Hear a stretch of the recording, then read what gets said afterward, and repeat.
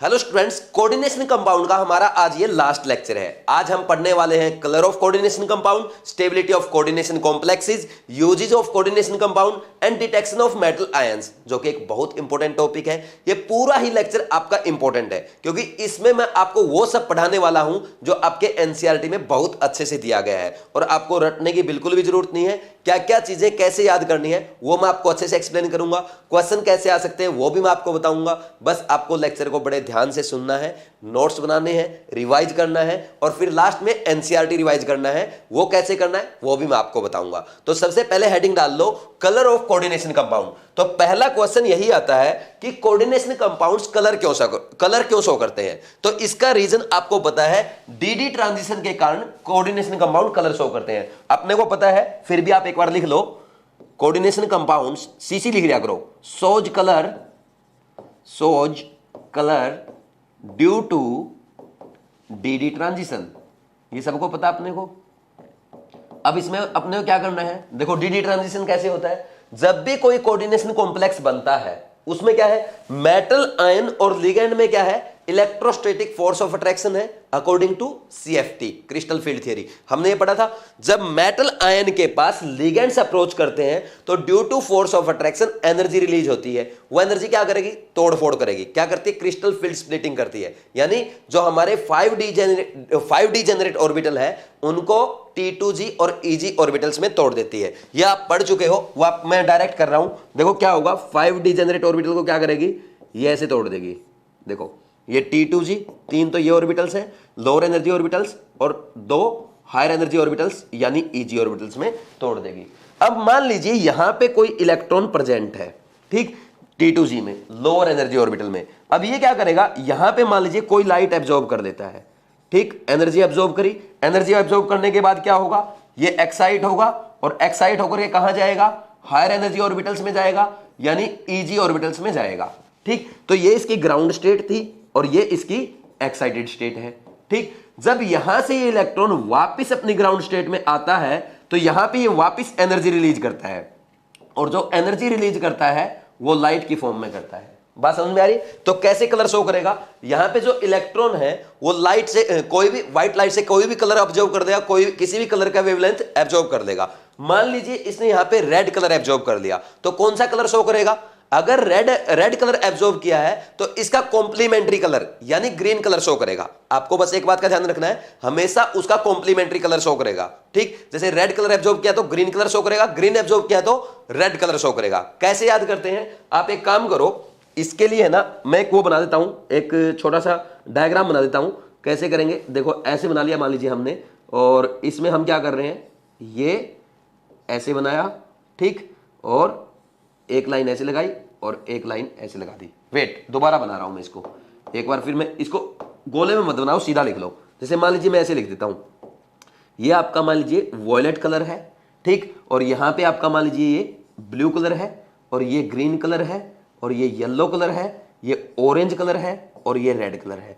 तो यहां पे क्या होगा, वॉयलेट का जो कॉम्प्लीमेंट्री कलर है वो येलो होगा और ग्रीन का रेड होगा और ब्लू का आपका ऑरेंज होगा। बस इतने ही आपको याद करने हैं, कहीं पे और ज्यादा दे रखे हैं तो ज्यादा याद करने की जरूरत नहीं है। तो ये एक दूसरे कॉम्प्लीमेंट्री कलर है, ठीक, ऐसे याद कर लोगे।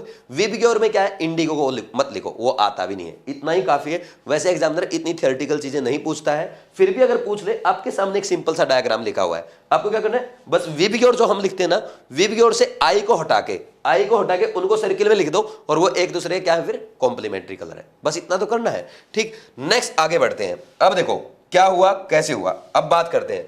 अब यहां पे इसने कोई वेवलेंथ एब्जॉर्ब की है, तो वेवलेंथ कैसे एब्जॉर्ब करेगा, क्या लिगेंड की स्ट्रेंथ का उसके ऊपर कोई फर्क पड़ेगा, यहां से आपके क्वेश्चन पूछे जाते हैं। अब देखो यहां पे इसको हम क्या बोलेंगे, ये एनर्जी गैप है कि नहीं है, what is this is energy gap. ये एनर्जी गैप को तो शो कर रहा है भाई। अगर मान लीजिए यहां पे, या ऐसे बोलते हैं ये क्रिस्टल फील्ड स्टेबलाइजेशन एनर्जी है, ये एनर्जी गैप तो है, ये लोअर एनर्जी ऑर्बिटल, ये हायर एनर्जी ऑर्बिटल।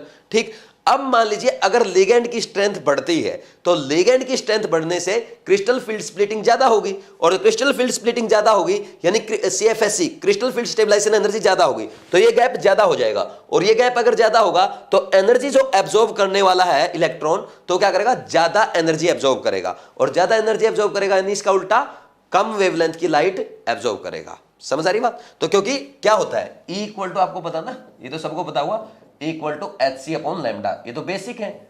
समझ आ रही बात? तो अब हम यहां पे क्या लिखेंगे, as ligand strength increase, ligand strength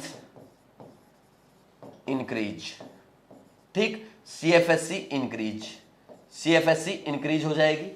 समझ आ रही बात? तो एनर्जी एब्जॉर्ब क्या होगी, एनर्जी एब्जॉर्ब्ड ज्यादा होगी, ठीक, और वेवलेंथ लैम्डा एब्जॉर्ब क्या होगा, वो आपका कम होगा। कोई डाउट है क्या? आपसे क्वेश्चन यही पूछा था कि 4 ऑप्शन दे दिए, कौन ज्यादा वेवलेंथ की लाइट एब्जॉर्ब करेगा, कौन कम वेवलेंथ की लाइट एब्जॉर्ब करेगा, या सीधा सिंपल ऑर्डर पूछ लेते हैं। जैसे एक क्वेश्चन करवा रहा हूं मैं आपको, वो एम्स में पूछा गया था, बहुत आसान क्वेश्चन है लेकिन अच्छा क्वेश्चन है, कॉन्सेप्चुअल है। देखो यहां पे क्या है, निकिल H2O6, निकिल H2O6 2+, ये दिया गया था। इसके बाद निकिल NH3 6 2+, ये दिया गया था, और निकिल NO2 6 2+।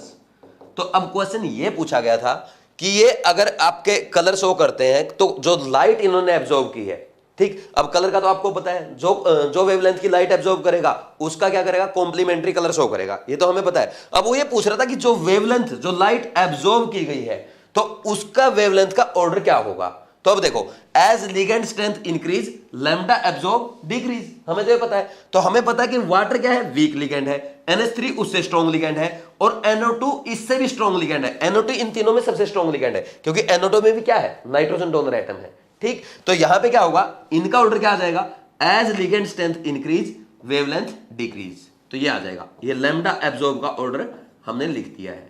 तो ये क्वेश्चन था, अच्छा क्वेश्चन है, एग्जाम में आया हुआ है, अदरवाइज में इस क्वेश्चन को पूछ सकता है। तो इस क्वेश्चन के लिए आपको तैयार रहना है। तो एक टाइप का क्वेश्चन हमने कलर से कर लिया है, बाकी और भी क्वेश्चन करेंगे, आप एक बार इसको नोट कर लो, आगे बढ़ते हैं।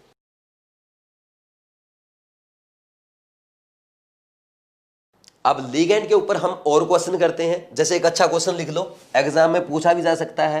पहले लिखो आप, इसमें लिख लो मेरे साथ साथ, FeH2O6 2+ and is green color, ऐसा लिखो, is green colored, is green while FeCN6 3- is yellow, ठीक, एक्सप्लेन वाई, ऐसा क्यों हो रहा है। समझ आ रही बात? अब देखो यहां पे हमने क्या देखा, FeH2O6 ये आपका कैसा है, ग्रीन है, और FeCN6 3- ये कैसा है, येलो है। यही तो हमने देखा, this is green and this is yellow. अब ये पूछ रहा है ऐसा क्यों हो रहा है, तो इसका रीजन सुन लो ध्यान से। यहां पे क्या है, H2O है, H2O क्या है, वीक फील्ड लिगेंड है, और यहां पे साइनाइड आयन है, this is strong field ligand, ये सबको पता है। यहां पे क्या है, Fe+2 में है, यहां पे क्या होगा, 3d6 में क्या होंगे, 5 अनपेयर्ड होंगे, ऐसे सॉरी 4 अनपेयर्ड इलेक्ट्रॉन होंगे, ठीक। और यहां पे क्या है, साइनाइड आयन में, इसमें क्या है, Fe+3 में क्या होगा, आपकी पेयरिंग होगी, क्योंकि स्ट्रॉन्ग फील्ड लिगेंड है। तो स्ट्रॉन्ग फील्ड लिगेंड तो पहले जो T2G ऑर्बिटल है उन्हीं में पेयरिंग करा देगा, तो यहां से इन दोनों को यहां पे पेयरिंग करवा देगा। यहां पे 5 ऐसे रहेगा, इन दोनों को पेयरिंग करवा देगा। कैसे होगा, ये हम ऐसे शो करेंगे, यहां पे ये अनपेयर्ड इलेक्ट्रॉन है, ये एक्साइट हो जाएगा, तो क्या करेगा, डी ट्रांजिशन के कारण कलर शो करता है। बात समझ में आई? अब इसका रीजन क्या है कि ये ग्रीन कलर शो कर रहा है, ये आपका येलो कलर शो कर रहा है। देखो होता क्या है, यहां पे H2O लिगेंड है, यहां पे साइनाइड लिगेंड है, तो लिगेंड डिफरेंट होने से crystal field stabilisation energy different होगी, यानी T2G ऑर्बिटल्स और EG ऑर्बिटल्स की एनर्जी गैप में डिफरेंस आ जाएगा। मान लीजिए H2O में इतना है, तो यहां पे इतना ज्यादा हो सकता है, ठीक, समझ आई बात। अगर उनमें एनर्जी गैप डिफरेंस होगा तो वो क्या करेंगे, डिफरेंट एनर्जी की लाइट एब्जॉर्ब करेंगे, यानी डिफरेंट वेवलेंथ की लाइट एब्जॉर्ब करेंगे, और डिफरेंट वेवलेंथ की लाइट एब्जॉर्ब करेंगे तो वो क्या करेंगे, डिफरेंट कलर शो करेंगे। बात समझ में आ रही है भाई? जैसे हमने पीछे पढ़ा कि अगर मान लीजिए कोई वॉयलेट को एब्जॉर्ब करता है तो येलो कलर शो करेगा, और कोई ग्रीन कलर के वेवलेंथ को एब्जॉर्ब करेगा तो वो लाइट रेड कलर शो करेगा। तो इसलिए जैसे ही वो क्रिस्टल फील्ड स्टेबलाइजेशन एनर्जी अलग होगी ड्यू टू डिफरेंट लिगेंड्स या due to different strength of ligands, तो वैसे ही क्या होगा, तो वेवलेंथ एब्जॉर्ब डिफरेंट हो जाएगा, और वेवलेंथ एब्जॉर्ब डिफरेंट होते ही आपका कलर डिफरेंट हो जाएगा। तो ये एक अच्छा क्वेश्चन हो गया। ठीक, तो रीजन क्या है इसका, रीजन क्या है, ड्यू टू डिफरेंट लिगेंड्स। ठीक, तो क्या बोलोगे, CFSC इज डिफरेंट, तो फिर wavelength of lambda absorbed different, ठीक, कलर डिफरेंट। इसे सिंपल मैं और क्या लिख सकता हूं, बात समझ में आई? तो ये लिख लो साथ के साथ।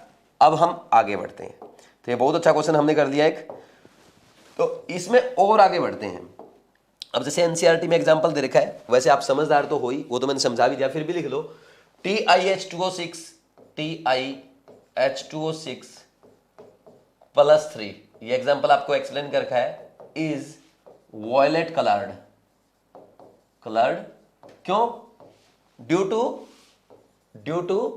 D transition. ठीक, समझ आया कि नहीं आया? भाई होता क्या है एक्चुअल में, यहाँ पे अगर Ti3+ में है और Ti3+ में क्या होगा 3D1, तो 3D में एक ही इलेक्ट्रॉन है।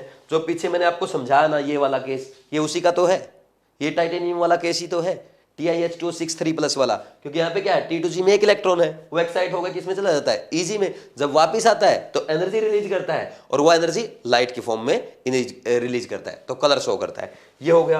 अब एक बात बताओ, अगर मान लीजिए से टाइटेनियम 3+ ही है, यहां पे अगर वाटर नहीं होता, यानी यहां पे लिगेंड नहीं होता, क्या ये कलर शो करता? ये है main question.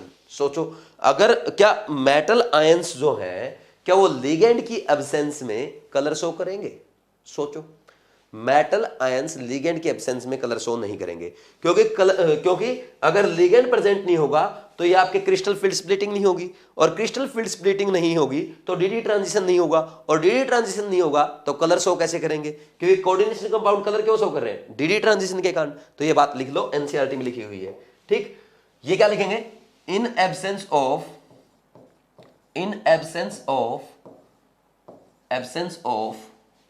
Ligands metal ion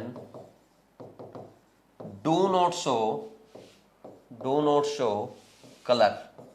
reason क्या है? Because in absence of ligand crystal field splitting CFS लिख दूं, crystal field splitting doesn't takes place, hence doesn't take place, and DD transition,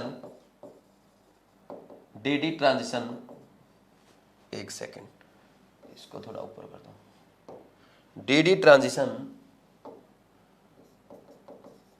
is not possible, hence metal ions are colourless. बात समझ में आ गई भाई? एग्जांपल बता देता हूं, एनसीईआरटी में 2 एग्जांपल दिए गए हैं। अगर बात की जाए TiH2O6 Cl3, यही तो आपका वॉयलेट कलर था, becomes colourless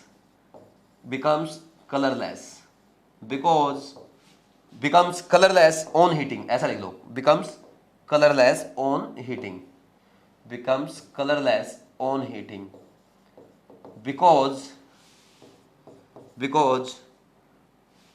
because on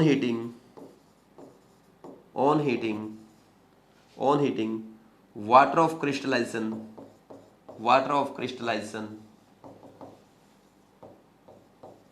leaves the metal ion। ठीक है, और अब मेरे ख्याल में ये लिखने की जरूरत नहीं है कि अगर लिगेंड ही नहीं रहेगा तो वहां पे CFS नहीं, यानी क्रिस्टल फील्ड स्प्लिटिंग नहीं होगी, यानी DD ट्रांजिशन नहीं होगा, और हमारा कंपाउंड कलरलेस हो जाएगा। ये तो लिखने की जरूरत नहीं है ना। ठीक, समझते हो। नेक्स्ट देखो, यानी एक्वस TiCl3 आपका कलरफुल होगा और Ti वैसे Ti3+ यानी TiCl3 कलरलेस होगा। ठीक, एनहाइड्रस अगर लिया जाए। एक एग्जांपल और दे रखा है, next example, anhydrous CuSO4 is colourless while क्या लिखोगे, while aqueous CuSO4 is blue colored, ऐसा लिख लो, कलर भी लिख लो इसका साथ में, is blue colored। ठीक, ये आपको समझ आता है। ठीक, एक्चुअल में होता क्या है, ये CuSO4.5H2 रहता है आपका, इसका कलर ब्लू रहता है, ये इसकी एक्वस फॉर्म है। बात समझ में आई। और यहाँ पे अगर चाहो तो आप इसका डायग्राम भी बना सकते हो। डायग्राम कैसे बनाएंगे वो देख सकते हो, पहले भी आप बना चुके हो केमिकल बॉन्डिंग में, एक बार और आपका रिमाइंड हो जाएगा, बनाना चाहो तो बना सकते हो। होता क्या है, कॉपर यहाँ पे +2 ऑक्सीडेशन स्टेट में है, कॉपर क्या है इसमें +2 ऑक्सीडेशन स्टेट में है। ठीक, और यहाँ पे इसको 4 वाटर मॉलिक्यूल ऐसे कोऑर्डिनेट करते हैं। ठीक, यहाँ पे ऐसे कोऑर्डिनेट करेंगे, बात समझ में आ रही है। इधर से भी कोऑर्डिनेट करेंगे, ठीक, और यहाँ से भी कोऑर्डिनेट करते नजर आएंगे। अब देखो, अब आगे क्या होगा इस केस में, यहाँ पे बाकी एक वाटर मॉलिक्यूल बाहर रहता है आपका कोऑर्डिनेशन कॉम्प्लेक्स से, यहाँ सल्फेट आयन के साथ, ये ऐसे रहेगा, ये ऐसे रहता है। ठीक, तो यहाँ पे होता क्या है, हाइड्रोजन बॉन्डिंग हो जाती है, ये ऐसे हाइड्रोजन बॉन्डिंग में रहता है। तो कितने वाटर मॉलिक्यूल CuSO4.5H2 में हाइड्रोजन बॉन्डिंग में है, तो आपकी क्या बोलेंगे कि आपका एक वाटर मॉलिक्यूल, क्योंकि ये साफ साफ लिखा हुआ है। कहां पे लिखा हुआ है, आपके NCERT में लिखा हुआ है, हाइड्रोजन एंड इट्स कंपाउंड वाले चैप्टर में। ठीक, वहां भी मैंने आपको बताया था, तो ये लिख लोगे, ये ऐसे बनता है। ठीक, एनहाइड्रस CuSO4 कलरलेस है, जबकि aqueous CuSO4 is blue coloured. ये ब्लू विट्रोल बोलते हैं ना इसको। रीजन क्या है, क्योंकि यहाँ पे क्या है, एक्वस CuSO4 में क्या है, CuSO4.5H2, वहां पे Cu2+ आयन को 4 वाटर मॉलिक्यूल कोऑर्डिनेट कर रहे हैं। तो वो जो 4 वाटर मॉलिक्यूल लिगेंड का काम कर रहे हैं, उसके कारण क्या होगा, crystal field splitting, D transition होगा। डी ट्रांजिशन के कारण क्या हो जाएगा, वो कलर शो कर देगा। तो ये है, ये आपके जो मैंने अभी पढ़ा ना, ये वाले पार्ट, ये सारा आपके NCERT में एग्जाम्पल है। अब आज आप पढ़ना, ये पूरा लेक्चर होने के बाद फिर पढ़ना इसको रिवाइज करके। ठीक, इसको लिख लो, फिर और आगे बढ़ते हैं।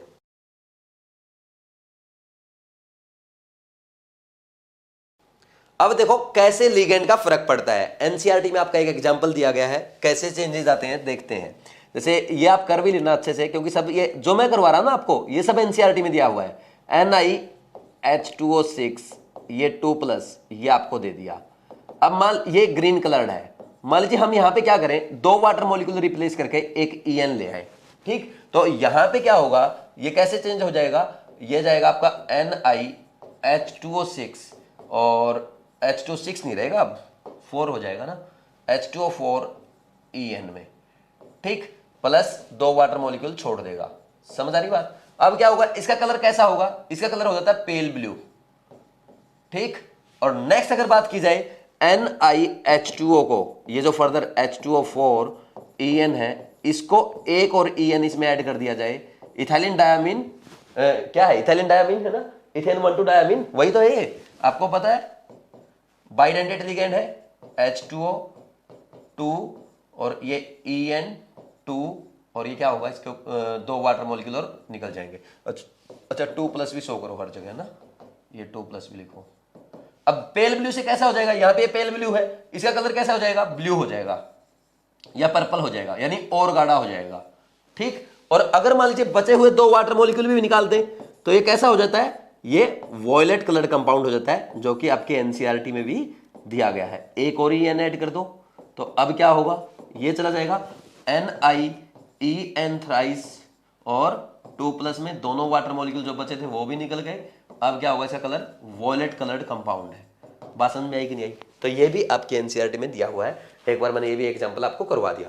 अब इसके बाद जब हम आगे बढ़ते हैं तो आगे क्या देखते हैं, जैसे आपके है ना NCERT में वैसे वो आपको जो बॉक्स बना रहता ना उसमें दिया रहता है, मैं बता देता हूँ आपको, NCERT है मेरे पास, तो ये आपका कोऑर्डिनेशन कंपाउंड ही है, और इसमें दिया गया है पेज नंबर 253 पे, कलर ऑफ सम जेमस्टोन्स। तो ये आप एक बार याद कर लो, है ना, क्योंकि एक बार आईआईटी में ऐसे क्वेश्चन पूछ लिया था, वो कैसे पूछा था वो भी मैं बता देता हूं। जैसे इसने पहला एग्जांपल जो दिया है, पहला ये दिया गया है रूबी, ये रूबी यानी Al2O3, ये भी लिख लो एल्यूमिना, रूबी यानी Al2O3 is red coloured gemstone due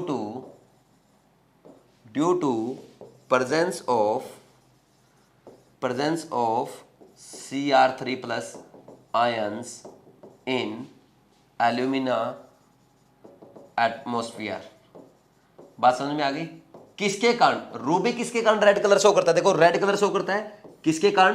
chromium 3 plus ions के कारण। तो डायरेक्ट एग्जाम में क्वेश्चन पूछ सकता है, आपसे आ सकता है, तो ये नोट करना आपको, इंपॉर्टेंट है, एनसीईआरटी का है। बात समझ में आ रही है? इसमें एक एग्जांपल और दिया गया है आपको, एमरोल्ड का दे रखा है। एमरोल्ड का ग्रीन कलर रहता है, ये नेक्स्ट पेज पे दिया गया है, ये दे रखा, ठीक। तो इसमें लिख लो emerald, emerald is green coloured compound due to presence of Cr3 plus ions in octahedral lattice। octahedral lattice लिखता है, क्या लिखता है? due to presence of Cr3 plus ions in octahedral sites, ये लिख रखा है इसमें। बात समझ में आ गई? ठीक। ये क्या है? बैरिल है, यानी ये बैरिल है। एमरोल्ड क्या है? बैरिल, ठीक। ये देखो बैरिल होता है आपका Be3Al2Si और O8.XH2, ये फॉर्मूला रहता है इसका, ठीक। तो ये आपके एनसीईआरटी में ऐसा लिखा हुआ है, और मैंने आपको कैसे लिखवाया था? इसको ऐसे लिखवा था 3BeO.Al2O3.SiO2, ठीक, और .XH2, ये करवाया था मैंने आपको, समझ आ रहा है? तो ये हमने किया था, तो ये फॉर्मूला इसका रहता है। अब सुनो आईआईटी में क्वेश्चन कैसे आया था वो मैं आपको बता देता हूं, ठीक। ये बैरिल है आपका, बेरिलियम और एल्यूमिनियम का कॉमन और है, ठीक। इसको एमराल्ड कहते हैं। इसका कलर कैसा रहता है? ग्रीन कलर रहता है, due to presence of chromium 3 plus ions in octahedral sites. Octahedral site, tetrahedral site, ये आपके आगे आएंगी कहां पे? सॉलिड स्टेट में। अभी टेंशन लेने की जरूरत नहीं है। तो अब देखो होता क्या है यहाँ पे, ये क्वेश्चन आपका ऐसे आया था BeXAl2SiO8 व्हाट इज X, ये आईआईटी ने पूछ लिया था। बताओ भाई कैसे करोगे? एक तो ये फॉर्मूला रटो, या तो मान लीजिए बाई चांस आपको फॉर्मूला भी याद नहीं है, समझ आ रही बात? उसका क्या मेथड है? आप एक काम करो, इसके ऑक्सीडेशन स्टेट कितनी है? +2 है ना, तो +2 इंटू X उसके मॉलिक्यूल है। इसके ऊपर बेरिलियम के ऊपर टोटल ऑक्सीडेशन स्टेट इतनी होगी, और एल्यूमिनियम के ऊपर कितनी आएगी? +3 है, 2 एल्यूमिनियम है, और सिलिकॉन का आपको पता कितनी रहती है? +4, ठीक, और ऑक्सीजन पे -2 इंटू में 8, ओवरऑल क्या रहेगी? 0। तो यहां से X जब आप फाइंड आउट करेंगे 3 आएगा। आगे आंसर आईआईटी का क्वेश्चन है, एक लाइन में सॉल्व हो गया। समझ आ रही बात? तो ऐसे क्वेश्चंस आईआईटी या आपका एग्जाम में नीट में पूछा जा सकता है। तो आपको इस तरह से क्वेश्चंस करने हैं, एक बार इनको अच्छे से लिख लो, फिर हम नेक्स्ट टॉपिक पे बढ़ते हैं।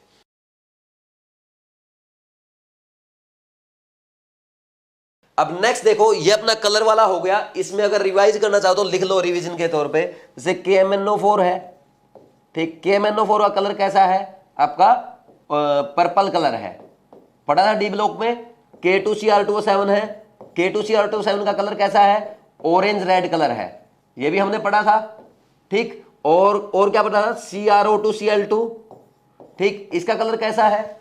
इसका कलर आपका कैसा आएगा? रेड फ्यूम्स आए थे इसके, ठीक। और इसके अलावा हमने एक और पढ़ा था, इसके साथ साथ एक पढ़ा था आपको ब्राउन रिंग टेस्ट वाला, तो वो याद करो, FeH2O5NO, ब्राउन रिंग टेस्ट याद आ रहा है? नाइट्रेट्स का टेस्ट है, तो इसका कलर कैसा आता है? ब्राउन आता है। तो इन सब में कलर जो आता है किसके कारण आता है? याद करो भाई, KMnO4 में Mn+7 में है, K2Cr2O7 में क्रोमियम +6 में है, Cr में +6 में है, तो यहां पे ये अपनी मैक्सिमम ऑक्सीडेशन स्टेट में है, तो इनके पास अनपेयर्ड इलेक्ट्रॉन है नहीं, फिर भी कलर शो करते हैं। सोज कलर ड्यू टू, बोलो भाई याद आ रहा है? सोज कलर ड्यू टू क्या आएगा यहां पे? यहां पे हम लिखते हैं चार्ज ट्रांसफर स्पेक्ट्रम। याद आ? CTS क्या है? Charge transfer spectrum. बात समझ में आ गई? स्पेक्ट्रम, ठीक, लिख लो, फिर आगे बढ़ते हैं।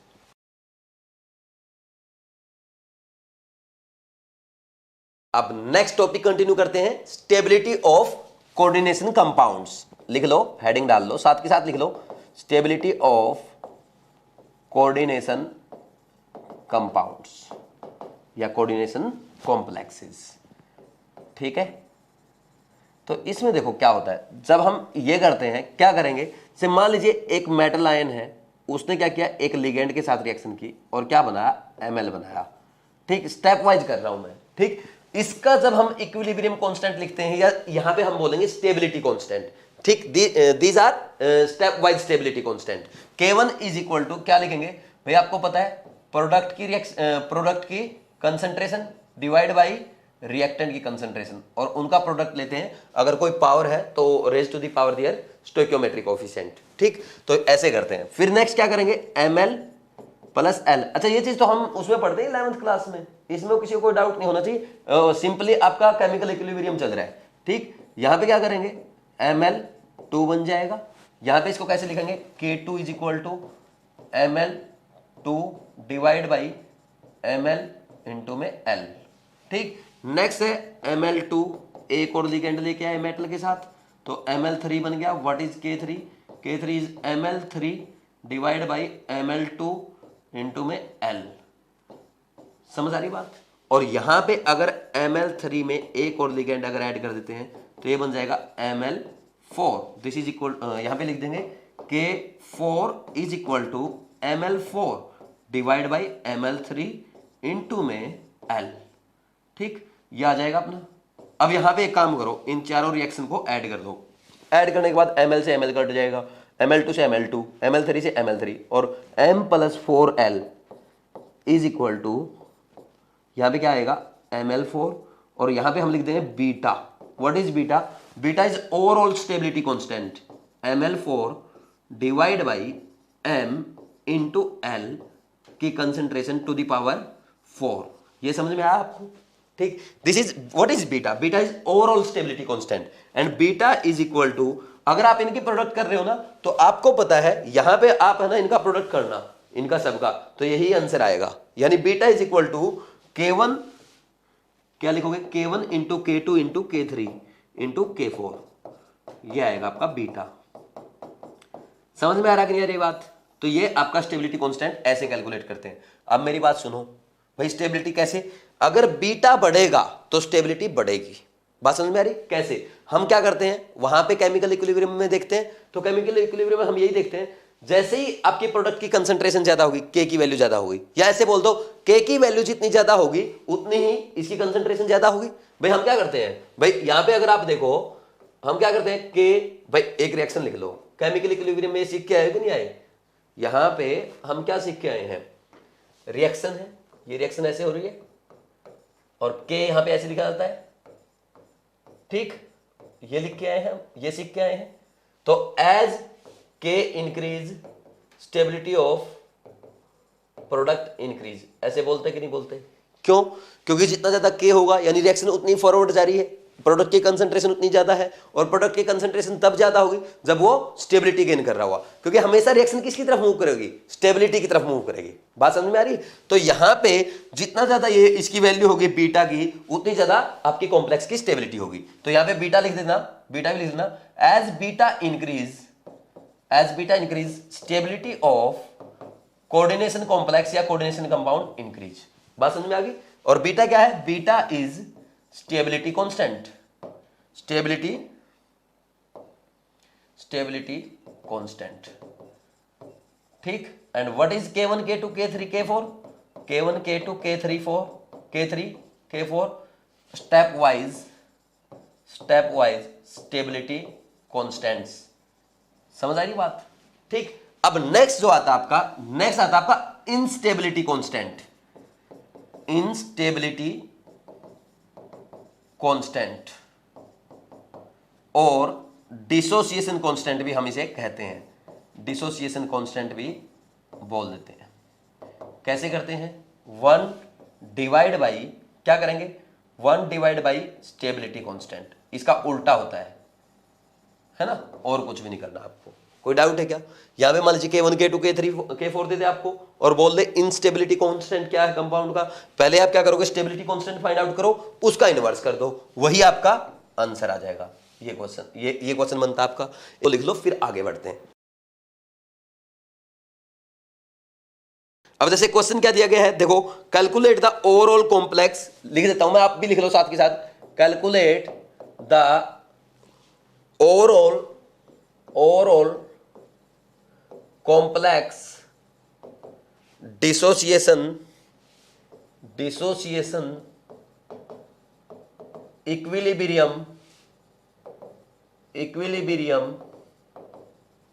Constant for CuNH3 2 plus ion, given that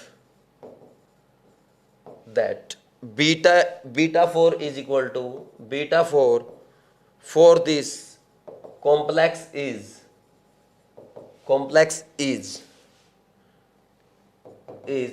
2.1 into 10 की पावर 13। अच्छा, यहां पे बीटा 4 का मतलब है ओवरऑल स्टेबिलिटी कांस्टेंट, क्योंकि एनसीईआरटी ऐसे ही लिख रहा है, मैंने यहां पे डायरेक्ट बीटा लिख दिया, चाहो तो आप इसको बीटा 4 भी लिख सकते हो, क्योंकि एनसीईआरटी इसको बीटा 4 यूज कर रहा है, वो आपके ऊपर डिपेंड करता है। ठीक, यहां पे बीटा 4 यूज कर दो, कहीं सोचोगे ये क्या आ गया। ठीक, नेक्स्ट आगे बढ़े, यहां पे बीटा 4 लिख लेना हर जगह, क्योंकि एनसीईआरटी ने बीटा 4 यूज कर रखा है। ठीक, तो अब देखो इसमें क्या आएगा, आंसर सीधा आ जाएगा, आंसर इज इक्वल टू, सीधा क्या करना है, 1 अपॉन बीटा 4, ठीक, which is equal to 1 divide by 2.1 into 10 की पावर 13, आ गया आंसर।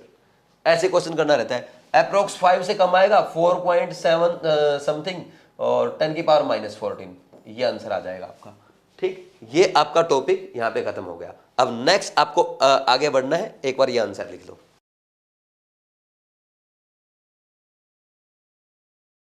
नेक्स्ट लिखो, most important topic qualitative analysis. वैसे तो ये बहुत ही वास्ट टॉपिक है, लेकिन मैं जितना आपको कराऊंगा आपको उतना ही करना है, क्योंकि आपके सिलेबस में नहीं है, यहां से इतने क्वेश्चन नहीं आते, लेकिन फिर भी जितना मैं कराऊंगा वो आपको अच्छे से करना है। तो सबसे पहला लिख लो, फर्स्ट एग्जांपल इसमें लिखो, detection of Ni2+ ions, nickel 2+ ion कैसे करते हैं। मान लीजिए अपने को ना ऐसे 4 बर्तन दे दिए है ना, 4 बीकर दे दिए, उसमें बोल दिया कि निकिल 2+ आयन क्या इसमें है, भाई किस सॉल्यूशन में निकिल 2+ आयन है ये बताओ। तो आप क्या कैसे चेक करेंगे, तो उसका प्रोसीजर मैं आपको बता रहा हूं। जैसे मान लीजिए अपने को 4 बर्तन दे रखे, उनमें आपने क्या किया, चारों में है ना DMG डाल दो, डाइमिथाइल ग्लाइसिनेटो, याद है ना। तो कैसे करते हैं, उसका फॉर्मूला याद है आपको, फॉर्मूला लिख रहा हूं, C+NOH, ठीक, ये होता है, ठीक, बेसिक मीडियम में लेते हैं, वीकली बेसिक मीडियम, ये क्या करेगा, ये NH4OH, यहां से एक H+ को निकाल देगा।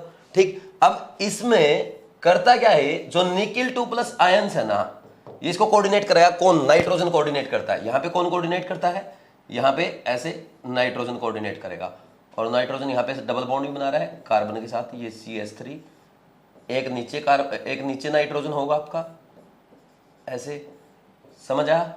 यहां पे ये OH और यहां पे O-, सही से बना देते हैं थोड़ा, O-, ठीक है, थोड़ा लेफ्ट में कर देते हैं।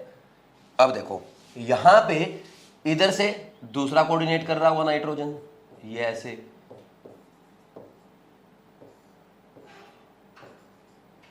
ये बनेगा, ठीक, ये रिंग बनती है, और यहां पे एक OH होगा और यहां पे O- होगा। ठीक, तो अब होगा क्या, यहां पे ये हाइड्रोजन बॉन्डिंग करेंगे ऐसे। ठीक, इसको थोड़ा सा सही कर दो, इसको रिंग को थोड़ा सा, हाइड्रोजन को जो है यहां से इसको हटा दो, और ये थोड़ा सा अच्छा दिखना चाहिए, ये ऐसे बना दो। ठीक, और अब कैसे दिखा देंगे, ये ऐसे इसकी हाइड्रोजन बॉन्डिंग हो रही है। ठीक, इसके हाइड्रोजन बॉन्डिंग ये हो रही है, समझ आ रही बात। तो ये क्या बनाता है, चिलेट कंपाउंड बनाता है, ये हमने पढ़ा था, चिलेशन होता है। ठीक, DMG क्या करेगा, चिलेट कंपाउंड बनाएगा। ये जो बनता है आपका स्कारलेट रेड कलर्ड कंपाउंड बनता है, क्या, स्कारलेट रेड कलर होता है इसका, या आप इसको रोजी रेड भी बोल सकते हो। रोजी रेड यानी गाढ़ा लाल, अब देखो हमने क्या किया था, चार अपने को सॉल्यूशन दे रखे थे ए बी सी डी, तो चारों में हमने क्या डाल दिया, डीएमजी डाल दिया, ये है डीएमजी, ठीक, ये डाल दिया चारों में। जिसमें हमारा बिल्कुल गाढ़ा लाल कलर बना तो उसमें बोल देंगे हम निकिल 2+ आयन प्रेजेंट है। तो यही डिटेक्शन ऑफ निकिल 2+ आयंस है। किसी भी मेटल का एसिड डिटेक्शन करेंगे और हर मेटल के अलग अलग कंपाउंड से करते हैं। बात समझ में आ रही है? ये आपको हमेशा याद रखना है, बहुत इंपॉर्टेंट है। सबसे पहली बात तो यहाँ पे निकल कितने बॉन्ड कोऑर्डिनेट कर रहे हैं, 4 नाइट्रोजन कोऑर्डिनेट कर रहे हैं, ठीक, एक रिंग ये बन रही, एक ये रिंग बन रही, हाइड्रोजन बॉन्डिंग से 2 रिंग बन रही है, समझ आ रही है? हाइड्रोजन बॉन्डिंग वाली रिंग में कितने कार्बन, कितने एटम है, 1 2 3 4 5 6, ये है 6 मेंबर। यहां लिख लो बेशक, क्या लिखोगे, यहां लिख लेना अलग से बेशक, 6 मेंबर्ड 2 हाइड्रोजन रिंग बन रही है ना, 6 membered 2 ring due to hydrogen bonding, ये आपको याद रखना है, ठीक। और निकिल का कोऑर्डिनेशन नंबर कितना है, यहाँ पे निकिल का कोऑर्डिनेशन नंबर 4 है, ये भी ध्यान रखना है। और जो चिलेट रिंग बन रही है 1 2 3 4 5, 5 की रिंग बन रही है, 2 चिलेट रिंग है, 2 चिलेट 5 मेंबर्ड रिंग, ठीक। कुछ भी आपसे इसमें पूछ सकता है, इसका कलर पूछ सकता है, ये सारी बातें आपको ध्यान रखनी पड़ेगी, इसलिए बहुत इंपॉर्टेंट हो जाता है। आपको अच्छे से इसको बनाना है, याद रखना है क्या बनता है, निकिल किसके साथ रिएक्शन करता है, डीएमजी के साथ, निकिल डीएमजी ट्वाइस, इसको ऐसे लिखते हैं। समझ आ रही बात? कलर कैसा है, रोजी रेड बोल दो या स्कारलेट रेड बोल दो, ठीक। कितने मेंबर्ड रिंग बन रही है, चिलेट रिंग की बात करें 2 चिलेट रिंग बन रही है, 5 मेंबर्ड रिंग बन रही है, 2 हाइड्रोजन बॉन्डिंग वाली रिंग बन रही है जो 6 मेंबर्ड रिंग है, ये भी आपको ध्यान रखना है। और कलर रोजी रेड है। ये डिटेक्शन ऑफ निकिल 2+ आयन था, इसको लिख लो, फिर आगे बढ़ते हैं।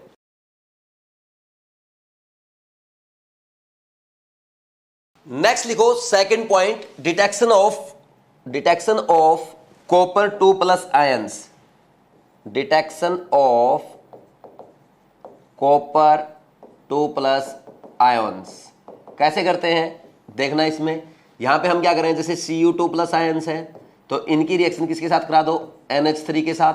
तो NH3 के साथ ये कॉम्प्लेक्स बना लेगा, CuNH3 होल 4 एक स्क्वायर प्लेनर कॉम्प्लेक्स बनाता है, और इसका कलर कैसा रहता है, डार्क ब्लू।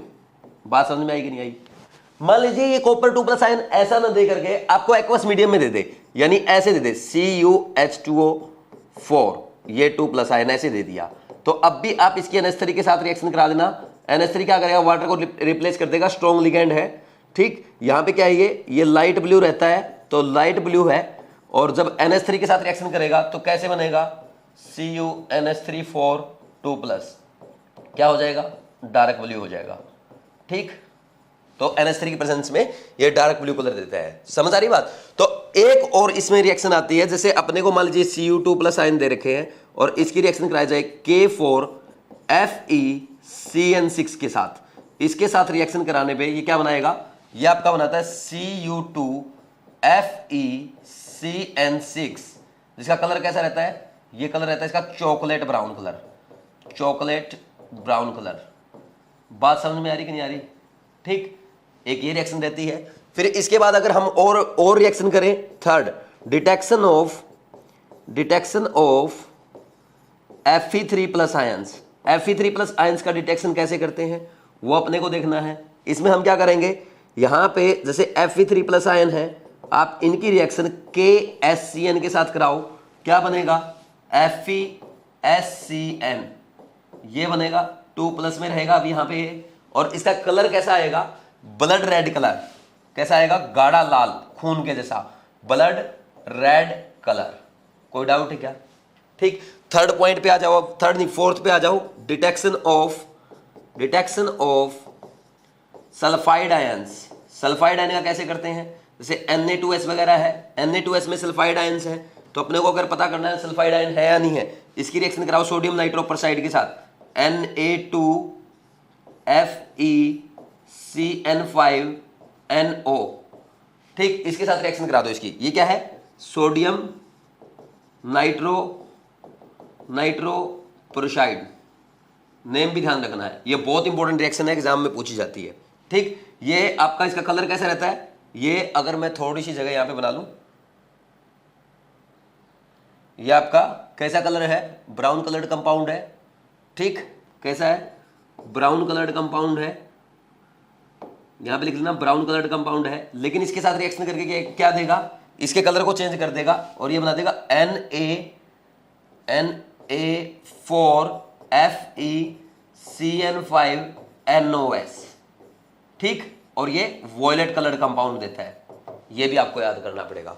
अच्छा, सारे याद करने की जरूरत नहीं है, जो मैं बोलता हूं वो याद करने पड़ेंगे और ओनली इंपोर्टेंट लिखवा रहा हूं। वैसे तो बहुत वास्ट है ये टॉपिक, ऐसा नहीं कि बस इससे काम हो जाएगा, लेकिन आपके इन्हीं में से आ जाएगी जो भी रिएक्शन आनी होगी। तो आप ये लिख लो, ये detection of sulphide ion exam में पूछा जा चुका है। ये सोडियम नाइट्रोप्रोसाइड भी पूछ लेता है, इसका कैसा कलर है, इसका ब्राउन कलर है। जैसे ये किसी सल्फाइड आयन के साथ रिएक्शन करेगा क्या बना लेगा, Na4FeCN5NOS, ये S है यहाँ पे, इसका कलर कैसा रहता है आपका, वॉयलेट कलर रहता है। ये लिखो, फिर और आगे बढ़ते हैं।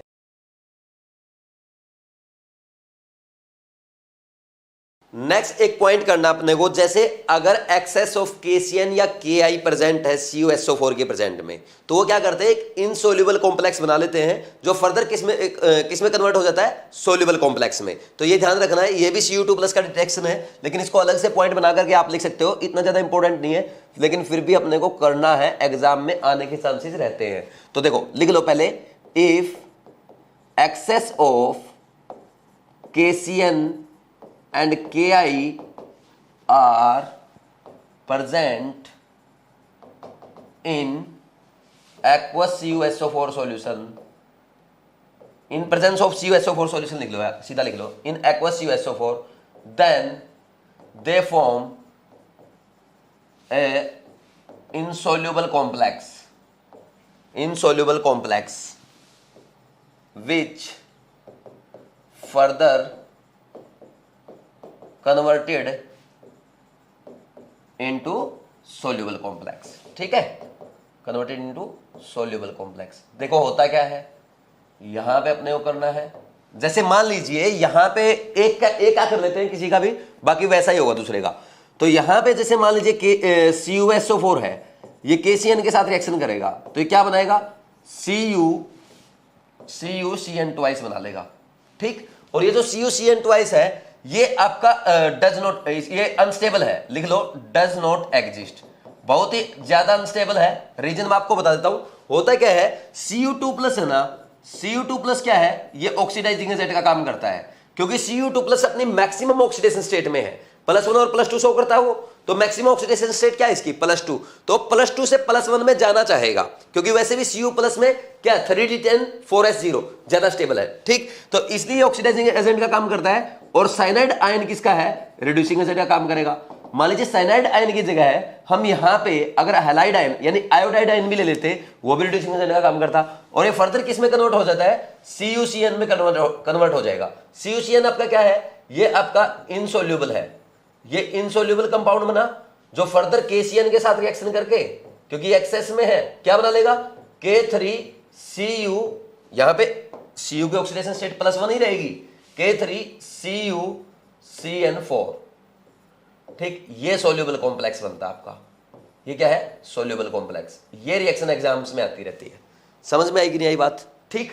कोई डाउट है क्या, नेक्स्ट और कंटिन्यू करें, भाई इतना ही काफी है। वैसे 1-2 पॉइंट और करना चाहो तो कर सकते हो। जैसे अगर हम बात करें यहां पे एक और है आपका, जैसे अपने को अगर Ag+ और Hg2+ को डिटेक्ट करना है, ग्रुप 1 रेडिकल्स को सेपरेट करना है। अब ग्रुप 1 रेडिकल्स क्या है, ये अपना सॉल्ट एनालिसिस में आता है, जो अपने सिलेबस में नहीं है, लेकिन जितना मैं करवा रहा हूं उतना काफी है। तो ये लिख लो, आप मेरे साथ साथ ही लिख लो। 6th पॉइंट आ गया मेरे ख्याल में, 6th point, to separate group 1 radicals complex formation, या ऐसा लिख दो, to separate group 1 radicals like, ऐसा लिखो, group 1 radical like Ag+ and Hg2+, complex formation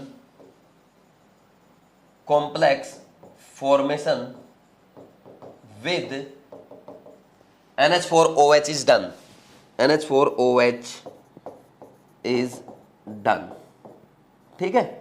इसमें क्या होगा, ये हो गया, देखो जैसे AgCl है, AgCl आपका इनसोल्यूबल रहता है, ठीक, वाइट इनसोल्यूबल है ये, ठीक, इनसोल्यूबल है और कलर में वाइट है।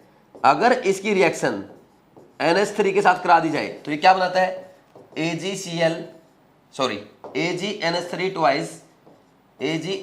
Twice Cl। बात समझ में आई भाई? ठीक, तो ये बना लेगा। और ये क्या है, ये सोल्यूबल कॉम्प्लेक्स है, सोल्यूबल कॉम्प्लेक्स है। बात समझ में आई? ठीक, यहां पे NH3 की बजाय आप यहां पे लिख दो NH4OH। ठीक, NH3 के सॉल्यूशन को ही NH4OH कहते हैं, यानी एक्वस NH3 एक टाइप से। ठीक, नेक्स्ट है HgCl2 की जब रिएक्शन करवाते हो NH4OH के साथ, ये क्या करता है, NH3 4 और ये Cl2 प्लस Hg, ये क्या बनाता है भाई आपका, ये इनसोल्यूबल ब्लैक पीपीटी बना लेता है। ठीक, अरे ये समझ तो आ रहा है ना आपको काम कैसे कर रहे हैं हम लोग? भाई जैसे अपने को है ना 2 बर्तन दे रखे थे, ठीक, ये ऐसे थे, मान लीजिए 2 बीकर है, इसमें मेरे को ये नहीं पता Ag प्लस है या Hg2 प्लस है, मुझे पता ही नहीं चल रहा था। तो मैंने दोनों में क्या किया, NH4OH डाल दिया, ठीक, इसमें भी डाल दिया। तो जिसमें सोल्यूबल कॉम्प्लेक्स बना वो क्या था आपका, AgCl था। जिसमें आपका इनसोल्यूबल ब्लैक पीपीटी बन गया वो आपका क्या था, वहां पे Hg2 प्लस आयंस थे। देखो ये दोनों स्टार्टिंग में ये व्हाइट होते हैं, ये दोनों ही व्हाइट होते हैं। ठीक, और इसने क्या दिया, ये इनसोल्यूबल था, इसने सोल्यूबल कॉम्प्लेक्स दे दिया, और इसने क्या था, व्हाइट से क्या बना लिया, इनसोल्यूबल ब्लैक पीपीटी बना लिया। तो आप ऐसे सेपरेट कर सकते हो, इसको लिखो, फिर और आगे बढ़ते हैं।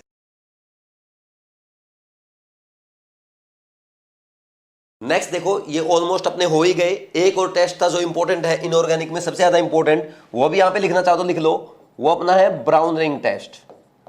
Brown ring test just revise करवा रहा हूं, है ना। इसमें होता क्या है, this is test of nitrates, ऐसे भी लिख सकते हैं, टेस्ट ऑफ नाइट्रेट्स। इसमें होता क्या है, जैसे NO3 है, KNO3 दे दिया, NaNO3 दे दिया, ये नाइट्रेट आयन है। यहां पे अगर Fe+2 ऑक्सीडेशन स्टेट में, जैसे एक्वस FeSO4 सॉल्यूशन लेते हैं, वो क्या करता है, 4H प्लस के साथ रिएक्शन करके क्या करेगा, Fe को तो ऑक्सीडाइज कर देगा Fe3+ में, और खुद NO में चला जाएगा, रिड्यूस हो जाएगा, और ये H2O मॉलिक्यूल, वाटर मॉलिक्यूल निकल जाएंगे।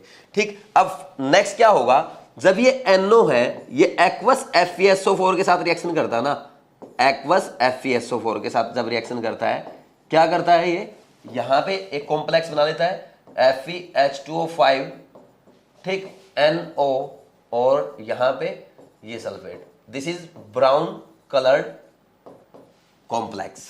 ठीक, वो आपको याद है, मैंने आपको बताया था क्या प्रोसीजर रहता है, स्टार्टिंग में बिल्कुल अच्छे से बताया था कि आपने क्या लेना है, आपको क्या लेना रहता है, एक ट्यूब में हमने नाइट्रेट ले लिया, ठीक, उसमें हमने क्या डाल दिया, FeSO4 डाल दिया, फिर उसमें धीरे धीरे कंसंट्रेटेड H2SO4 डालते हैं, मतलब कोई भी एसिड डालते हैं, तो धीरे धीरे थोड़ी देर के बाद क्या है, वहां पे बीच में एक ब्राउन कलर की रिंग बन जाती है। ब्राउन कलर की रिंग क्यों बनती है, इस कॉम्प्लेक्स के फॉर्मेशन के कारण बनती है। और यहाँ पे ब्राउन कलर शो क्यों करता है, इसका रीजन क्या है, Fe+2 में है, यहाँ पे NO क्या करता है, NO अपना एक इलेक्ट्रॉन Fe2+ को ट्रांसफर कर देता है, जिसके कारण Fe2+ किस में आ जाता है, Fe+1 में आ जाता है, और ये इसी के कारण कलर शो करता है। क्या लिखोगे, सोज कलर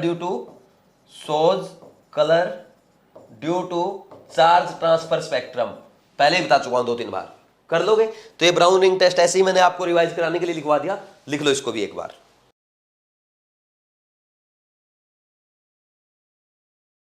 अब नेक्स्ट लिखो, use of coordination compounds in medical field. Medical field में कहां पे यूज आता है। अच्छा एक काम करना, एक छोटा सा करेक्शन और कर लेना, या यहां पे आप पीछे एक कंपाउंड मैंने गलत लिखवा दिया शायद, ये वाला जो है यहां पे ये जो बनता है ना, ये आपका ये ऐसे बनता है, ये कंपाउंड ही गलत लिख दिया हमने, इसको दोबारा लिख लो, ये 4 में नहीं जाता, +1 में जाता है, HgNH2Cl, ये बनता है आपका कंपाउंड।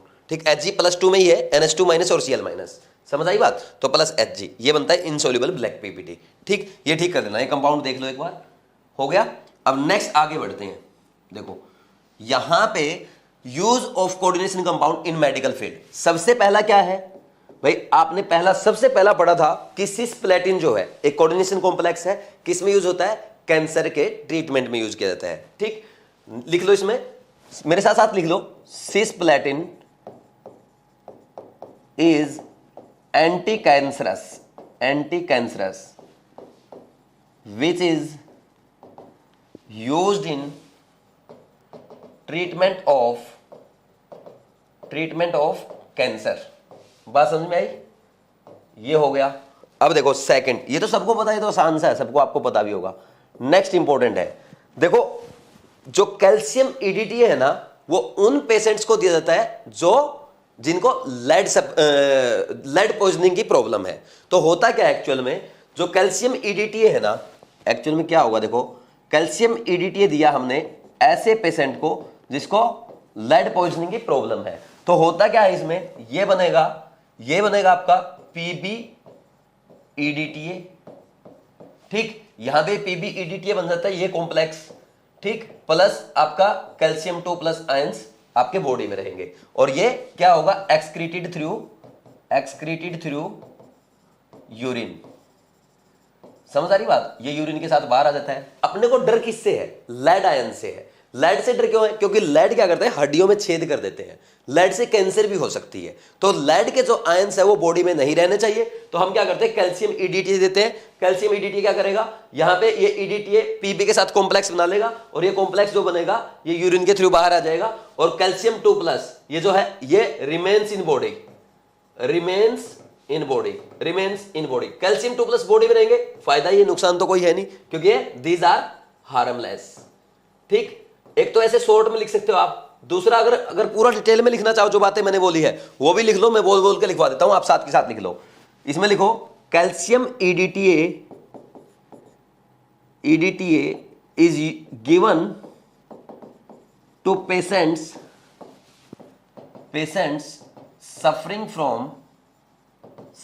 From lead poisoning. ठीक, अब नेक्स्ट क्या है, क्या करेगा, कैल्शियम ईडीटीए क्या करता है बॉडी में जाके, नेक्स्ट लिखो EDTA form complex with lead ions, क्या बोलोगे, EDTA form complex with lead ions which is excreted through urine and harmless Ca2 plus ions, calcium 2 plus ions remains in human body। यही बात मैंने आपको बोली थी। ठीक, समझ आ गई भाई? अगर किसी को लेड पॉइजनिंग हो जाए उसको कैल्शियम ईडीटी देते हैं। कैल्शियम ईडीटी क्या करेगा भाई, ईडीटी लेड के साथ कॉम्प्लेक्स बना लेगा जो पेशाब के थ्रू बाहर आ जाएगा, और कैल्शियम 2 प्लस आयंस अपने को नुकसान नहीं करते। वैसे भी हमारी बॉडी में calcium 2 plus ion, magnesium 2 plus ion, sodium plus ions already present है, तो कैल्शियम 2 प्लस आयंस अपने बॉडी में पड़े रहेंगे, उसका कोई नुकसान नहीं है। ठीक, ये हो गया। नेक्स्ट और कहां पे यूज आता है, और कौन सा है, विटामिन B12, साइनो, क्या बोलते हैं इसको, cyano cobalamin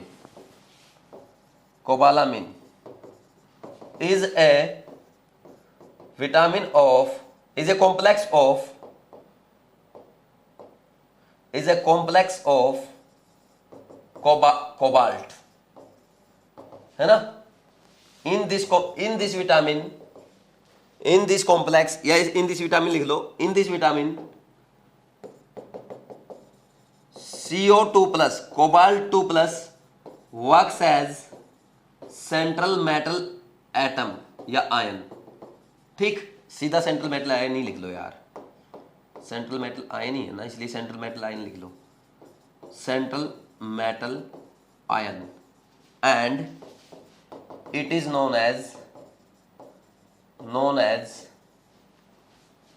known as anti pernicious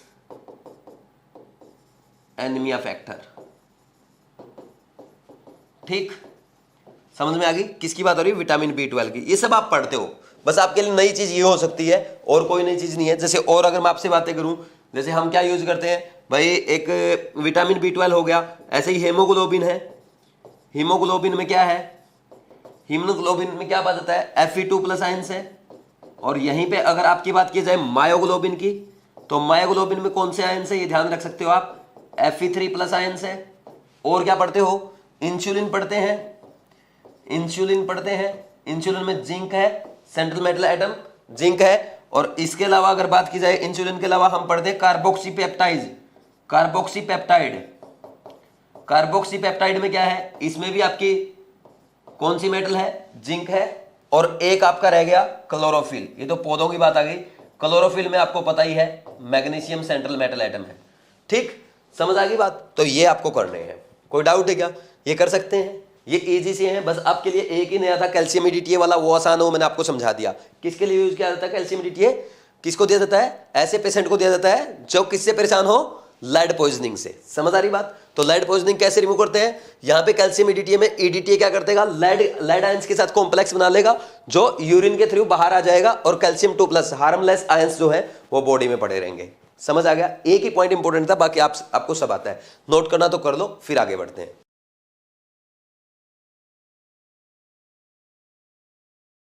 next लिखो in metallurgy. In metallurgy, metallurgy में हम क्या करते हैं, जैसे जो हमारी नोबल मेटल्स है ना, लाइक सिल्वर है या गोल्ड है, इनके एक्सट्रैक्शन के लिए हम क्या यूज करते हैं, हम कॉम्प्लेक्स फॉर्मेशन करते हैं। कैसे करते हैं आपको रिएक्शन समझ में आ जाएगा, एक बार लिख लो। लिखो in extraction of metals, noble metals लिखो, noble metals, in extraction of noble metals like क्या आएगा, Ag and Au, complex formation with sodium cyanide is done। देखो एक्चुअल में क्या होता है, सोडियम साइनाइड के साथ कॉम्प्लेक्स फॉर्मेशन कर लेते हैं, फिर जिंक जैसी मेटल के साथ ट्रीट करवा देते हैं। कैसे करेंगे, रिएक्शन लिख के बताता हूं। जैसे Ag2S है, Ag पाया जाता है Ag2S की फॉर्म में, प्लस NaCN के साथ इसकी रिएक्शन कराई जाएगी। होगा क्या यहाँ पे, ये आपका AgCN2 बन जाएगा। ठीक, और यहाँ पे ये Na, और यहाँ पे आप अगर रिएक्शन इसको लिखोगे तो अगर बैलेंस करके लिखना चाहते हो तो ये रिएक्शन ऐसे लिखी जाएगी, ये 2 मॉलिक्यूल बनेंगे इसके, Na2S बनेगा। बात समझ में आ गई। फिर फर्दर हम क्या करते हैं, जो NaAgCN2 बना है आपका, NaAgCN2, इसके 2 मॉलिक्यूल को हम जिंक के साथ रिएक्शन करवा देते हैं, और जिंक के साथ रिएक्शन करके क्या कर लेंगे, ये बनाएगा आपका Na2ZnCN4, ये स्टेबल कॉम्प्लेक्स बना लेगा, और Ag अपनी अलग से निकल जाएगा, ये नीचे बैठ जाएगी मेटल। ठीक, समझ आ रहा है, ये होता है प्रोसेस। कोई डाउट है क्या। फिर ठीक है, Na2S वगैरह ट्रीट करना चाहो, इसकी रिएक्शन लिखना चाहो तो लिख लो, वैसे इसकी इंपॉर्टेंस नहीं है। H2O+O2 इसके साथ रिएक्शन करके क्या बनाता है, Na2SO4 बना लेगा, प्लस और यहाँ पे और क्या बनाएगा, Na2SO4 बना लेगा, और NaOH बना लेगा, प्लस आपका सल्फर अलग निकल जाएगा। ये इस रिएक्शन की कोई जरूरत नहीं है। ठीक, लेकिन ऊपर वाली 2 रिएक्शन इंपॉर्टेंट है, एग्जाम में पूछी जाती है, बहुत ज्यादा इंपॉर्टेंट है, डायरेक्ट क्वेश्चन पूछे जाते हैं। भाई आपको सीधा लिख के दे देगा यहाँ पे ये क्या बनेगा फाइनल, ये पूछ लेता है, या प्रोसेस में पूछ लेगा यहाँ क्या बनेगा, कुछ भी पूछ सकता है आपसे। ठीक, ये रिएक्शन एग्जाम में आती है, क्योंकि ये मेटलर्जी में भी है। ठीक, वहां भी अपने को करनी है। तो इसके बाद ये यहाँ पे Ag की जगह आप Au भी लिख सकते हो, सेम प्रोसीजर रहेगा। ठीक, इसको लिखो, फिर और आगे बढ़ते हैं।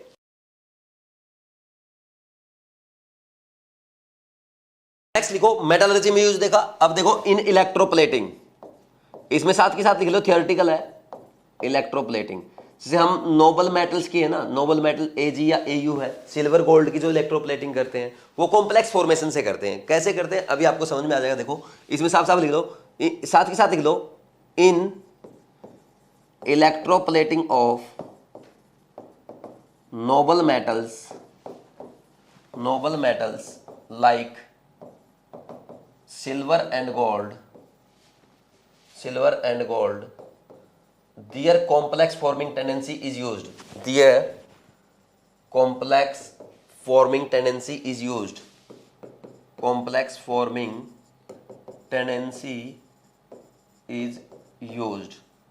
ठीक, जैसे for example in electroplating of silver A G complex KAgCN twice potassium dicyanato silver, है ना, डाइसाइनेटो सिल्वर, ब्रैकेट में 1 आएगा, इसका ये नेम है। Complex KAgCN twice is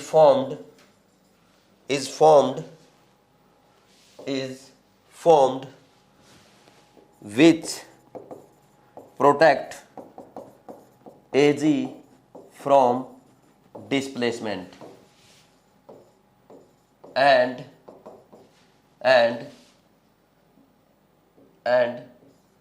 layer over silver remains for longer time in form of complex। पता क्या होता है, देखो अब मैं समझा देता हूं आपको। ये हमने लिख लिया, कोई भी जैसे मेटल सरफेस है, ठीक, ये Ag का सरफेस है, यहां पे क्या करेंगे, ये KAgCN ट्वाइस बना दिया, इसके ऊपर है ना इसने ऐसे लेयर बना ली, मान लीजिए, ठीक, ये लेयर बन गई इसकी, किसकी, KAgCN ट्वाइस की, ये है KAgCN ट्वाइस, ठीक, इसकी ये लेयर बन गई। और लेयर बनने के बाद अब इसका Ag का डिस्प्लेसमेंट नहीं होगा, Ag का कोरोजन नहीं होगा, और ये नीचे बिल्कुल सेफ रहेगा, और ये लंबे टाइम तक, कई सालों तक रह सकता है। क्यों रह सकता है, क्योंकि यहां पे ना ये स्टेबल कॉम्प्लेक्स है, ये स्टेबल कॉम्प्लेक्स उसके ऊपर बन गया है। बात समझ में आ रही है, ऊपर लेयर बन गई, ठीक, प्रोटेक्टिव लेयर बन गई, इलेक्ट्रोप्लेटिंग हो गई, और नीचे आपकी मेटल सेफ रहेगी, इसी को इलेक्ट्रोप्लेटिंग कहते हैं। ये लिखो। अच्छा, इलेक्ट्रोप्लेटिंग हम कहां पढ़ेंगे, इलेक्ट्रोकेमिस्ट्री में पढ़ेंगे, इसकी भी आपको टेंशन नहीं लेनी, बस एक बार समझ लो। ये जैसे हम कोरोजन से बचाते हैं, जैसे आयरन को बचाते हैं, हम आयरन को क्या करते हैं, या तो उसके ऊपर ग्रीस लगा दें, ठीक, आयरन के ऊपर ग्रीस लगा दो, या और क्या कर सकते हैं, जैसे हम उसमें पेंट कर देते हैं, जंग लगने से बचाते हैं ना, कोरोजन से बचाते हैं। तो वैसे ही हम सिल्वर या गोल्ड वाले जैसी मेटल को कैसे बचाते हैं, उनके ऊपर इलेक्ट्रोप्लेटिंग करते हैं। और इलेक्ट्रोप्लेटिंग कैसे की जाती है, उनका कॉम्प्लेक्स बना करके की जाती है। बात समझ में आ रही, इसको नोट करो, फिर और आगे बढ़ते हैं।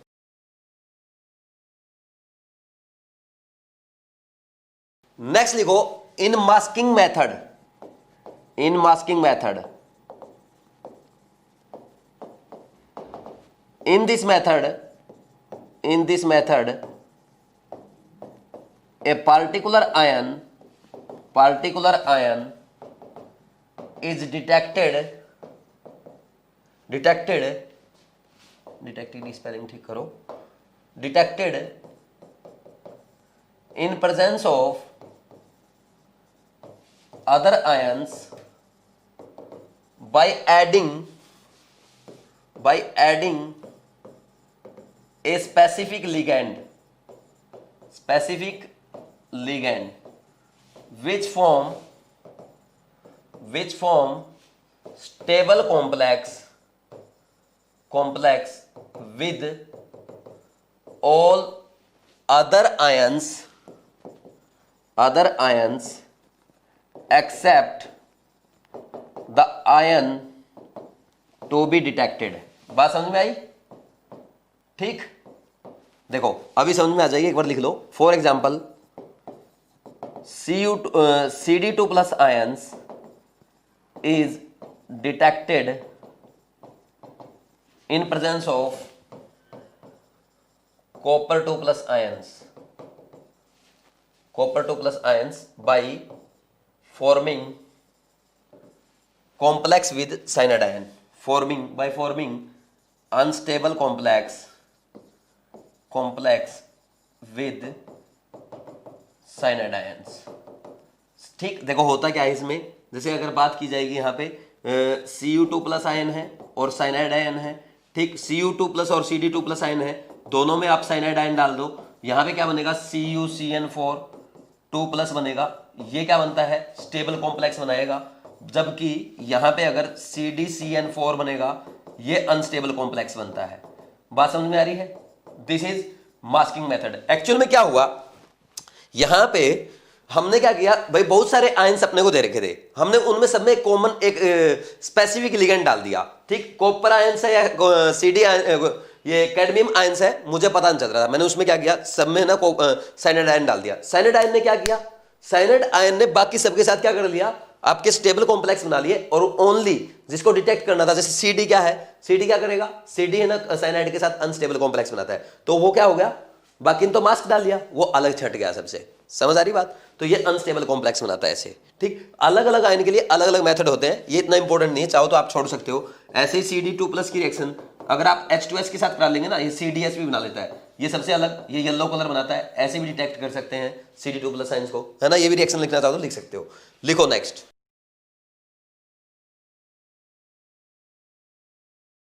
नेक्स्ट लिखो लास्ट पॉइंट आज का, इन फोटोग्राफी। इन फोटोग्राफी देखो, फोटोग्राफी में क्या होता है, सोडियम थायोसल्फेट जिसको हम हाइपो भी कहते हैं, वो यूज किया जाता है अनडिकम्पोज्ड AgBr को निकालने के लिए, यानी आपका सिल्वर ब्रोमाइड को निकालने के लिए। देखो होता क्या है, AgBr जो रहता है फोटोग्राफी में, AgBr को लाइट तोड़ देती है, किसमें, Ag में और Br2 में, लेकिन फिर भी कुछ बच जाता है, उसको रिमूव करने की जरूरत पड़ती है। तो उसको रिमूव करने के लिए उसमें हम हाइपो डालते हैं, यानी सोडियम थायोसल्फेट डालते हैं। वो क्या करेगा, Ag के साथ कॉम्प्लेक्स बना लेता है, फिर वो अलग आप निकाल सकते हो, यानी अनडिकम्पोज्ड AgBr को निकाल सकते हो। तो ये लाइन जो मैंने बोली एक बार लिख लो, फिर मैं रिएक्शन लिख दूंगा। यही ये आपके एग्जाम में आती है, ये इंपॉर्टेंट है भाई, है ना। इन फोटोग्राफी है ना, इसमें लिखोगे सोडियम थायोसल्फेट, सोडियम थायोसल्फेट और hypo is used to remove undecomposed AgBr due to its complex forming tendency. Complex forming tendency, क्योंकि हम कोऑर्डिनेशन कॉम्प्लेक्स पढ़ रहे हैं ना।